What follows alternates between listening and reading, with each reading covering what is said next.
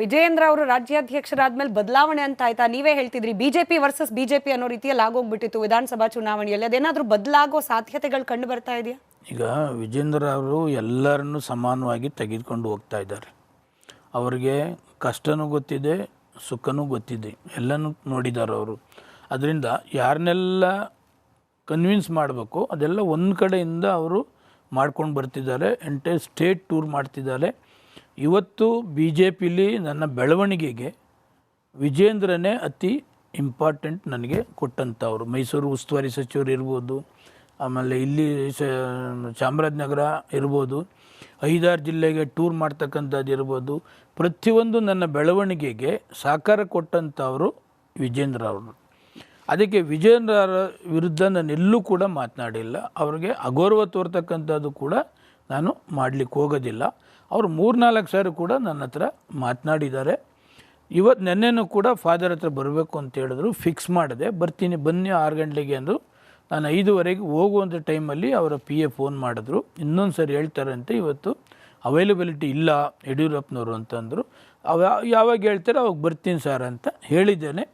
ಈ ಮಾತನ್ನು ವಿರೋಧ ಪಕ್ಷ ನಾಯಕರಿಗೂ ಕೂಡ ಹೇಳಿದ್ದೇನೆ. ವಿಜೇಂದ್ರ ಅವರು ಹಿಂಗೆ ಕೂಗಿದ್ರು, ಹೋಗಲ್ಲ ಅಂತ ವಿರೋಧ ಪಕ್ಷದ ನಾಯಕರು ಕೇಳಿದೆ ಅಶೋಕ್ ಅವರಿಗೆ, ನೀನು ಹೋಗ್ಬಿಟ್ಟು ಬಾ, ಏನು ತೊಂದರೆ ಇಲ್ಲ, ಯಡಿಯೂರಪ್ಪನವ್ರು ನನ್ನ ಹತ್ರನೂ ಮಾತಾಡಿದ್ದಾರೆ, 1-to-1 ಮಾತಾಡ್ಕೊಂಡು ಬನ್ನಿ ಅಂತ. ಲೋಕಸಭಾ ಕ್ಷೇತ್ರಗಳಲ್ಲಿ BJP JDS ಎಷ್ಟು ಸ್ಥಾನ ಗೆಲ್ಲುತ್ತೆ?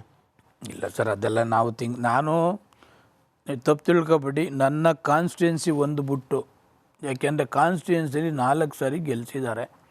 ಅವ್ರಿಗೆ ಅಗೌರವ ಆಗಬಾರ್ದು, ಅವ್ರಿಗೆ ಪ್ರಾಬ್ಲಮ್ಸ್ ಏನು ಇರಬಾರ್ದು ಅಂತಕ್ಕಂಥ ದೃಷ್ಟಿಯಿಂದ ಬೆಳಗ್ಗೆಯಿಂದ ಸಾಯಂಕಾಲ ಗಂಟ ಕಾನ್ಸ್ಟಿಟ್ಯೂನ್ಸಿ ಬಗ್ಗೆ ನಿಮ್ಮ ಕಾನ್ಸ್ಟಿಟ್ಯೂನ್ಸಿ ಬಗ್ಗೆ ಹೇಳ್ತೀನಿ. ಬೆಂಗಳೂರು ಉತ್ತರ ಲೋಕಸಭಾ ಕ್ಷೇತ್ರ ಈ ಸಾರಿ BJP JDS ಮೈತ್ರಿ ಅಭ್ಯರ್ಥಿ ಗೆಲ್ತಾರ ಅಥವಾ ಕಾಂಗ್ರೆಸ್ ಗೆಲ್ಲುತ್ತಾ? ಅಲ್ಲ, ಅಭ್ಯರ್ಥಿ ಮೇಲೆ ಡಿಪೆಂಡ್ ಆಗ್ತದೆ. ಯಾರು ಅಭ್ಯರ್ಥಿ ಮಾಡ್ತಾರೆ ಅವ್ರ ಮೇಲೆ ಬಹುಶಃ ಡಿಸೈಡ್ ಮಾಡ್ತಾರೆ. BJPಗೆ ಕಾನ್ಸ್ಟಿಟ್ಯೂನ್ಸಿ ಕ್ಷೇತ್ರ ಬಿಟ್ಕೊಡ್ತು ಅಥವಾ BJPಯಿಂದ ಅಭ್ಯರ್ಥಿ ಆಗ್ತಾರೆ. ಯಾವ ಅಭ್ಯರ್ಥಿ ಆಗಲೂ ಕೂಡ BJP ಅಭ್ಯರ್ಥಿ ನಿಮ್ಮ ಬೆಂಗಳೂರು ಉತ್ತರ ಲೋಕಸಭಾ ಕ್ಷೇತ್ರದಲ್ಲಿ BJP ಅಭ್ಯರ್ಥಿ ಯಾರು ಅಂತ ಅನ್ನೋ ಆಧಾರದ ಮೇಲೆ BJP ಗೆಲ್ಲುತ್ತಾ? ಹೌದು.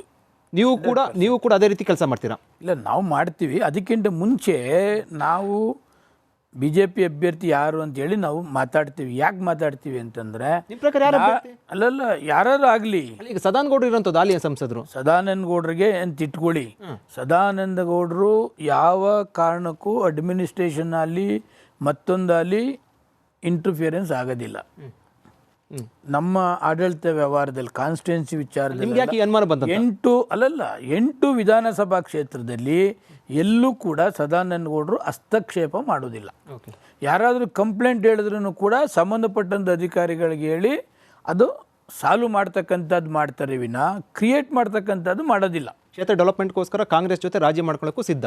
ರಾಜಿ ಇಲ್ಲ, ಅಮೌಂಟ್ ಯಾವುದು. ಈಗ ಉಪಮುಖ್ಯಮಂತ್ರಿಗಳು ಹೋಗಿ ರಿಕ್ವೆಸ್ಟ್ ಮಾಡಲೇಬೇಕಾಗ್ತದೆ. ಕಾಂಗ್ರೆಸ್ ಅಲ್ಲಿ ಕಂಫರ್ಟಬಲ್ ಇದೆಯೋ BJP ಕಂಫರ್ಟಬಲ್? ಯಾಕಂದ್ರೆ ಕಾಂಗ್ರೆಸ್ ನಲ್ಲೂ ಕೂಡ 100% ಕಾಂಗ್ರೆಸ್ ಅಲ್ಲಿ ಕಂಫರ್ಟಬಲ್ ಇದ್ದೆ.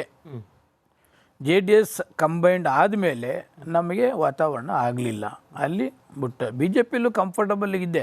BJPಯಲ್ಲಿ ಯಾರು ಕೂಡ ನಮ್ಮನ್ನು BJPಯಲ್ಲಿ ಕಂಫರ್ಟಬಲ್ ಆಗಿದ್ದೀರಾ? ಈಗ ತುಂಬ ಆರಾಮಾಗಿಲ್ಲ. ಕ್ಷೇತ್ರ ಹೊರತುಪಡಿಸಿದ್ರೆ ಮಿಕ್ಕದೆಲ್ಲ ಕಂಫರ್ಟಬಲ್ ಆಗಿದ್ದೀನಿ. ಇವತ್ತು 66 ಜನ MLAಗಳು ನಾವೇನಿದ್ದೀವಿ ಅಸೆಂಬ್ಲಿಲಿ ಎಲ್ಲರೂ ಕ್ಲೋಸ್ ಆಗಿದ್ದಾರೆ, ಎಲ್ಲರದನ್ನು ಮಿಂಗಲಿದ್ದೀನಿ. ರಾಜ್ಯದ BJPಯ ಭವಿಷ್ಯ ಹೆಂಗೆ ಕಾಣಿಸ್ತಾ ಇದೆ ಸೋಮಶೇಖರ್ ಅವರೇ? ನೀವು ರಾಜಕಾರಣದಲ್ಲಿ ಅಪಾರ ಅನುಭವ ಇರೋರು, ನೆಲ ಕಚ್ಚಿ ಹೋಯ್ತು ಕಳೆದ ವಿಧಾನಸಭಾ ಚುನಾವಣೆಯಲ್ಲಿ, ಭವಿಷ್ಯ ಹೆಂಗಿದೆ?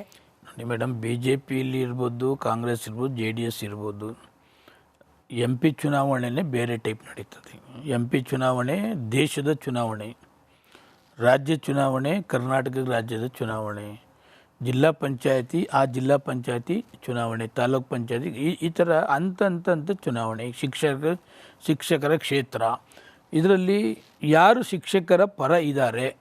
BJP JDS ಮೈತ್ರಿಯನ್ನ ಲೋಕಸಭಾ ಚುನಾವಣೆಯಲ್ಲಿ ಒಪ್ಕೊಳ್ತಾರೋ ರಾಜ್ಯದಲ್ಲಿ ಇಲ್ಲ. ಕಾಂಗ್ರೆಸ್ಸು ಈಗ JDSಗೆ ಸೀಟ್ ಬಿಟ್ಕೊಡ್ತಾರೆ ಅಂತ ಇಟ್ಕೊಳ್ಳಿ, 50% BJP JDSಗೆ ಹಾಕೋದಿಲ್ಲ, JDSನಲ್ಲಿ 50% BJPಗೆ ಹಾಕೋದಿಲ್ಲ. BJP JDS ಮೈತ್ರಿ ವರ್ಕೌಟ್ ಆಗಲ್ಲ ನಿಮ್ಮ ಪ್ರಕಾರ? 100% ಆಗುತ್ತೆ. ಧನ್ಯವಾದ ST ಸೋಮಶೇಖರ್ ಸರ್ ನಮ್ಮ ಈ ಕಾರ್ಯಕ್ರಮದಲ್ಲಿ ಭಾಗಿಯಾಗಿದ್ದಕ್ಕೆ. Thank you.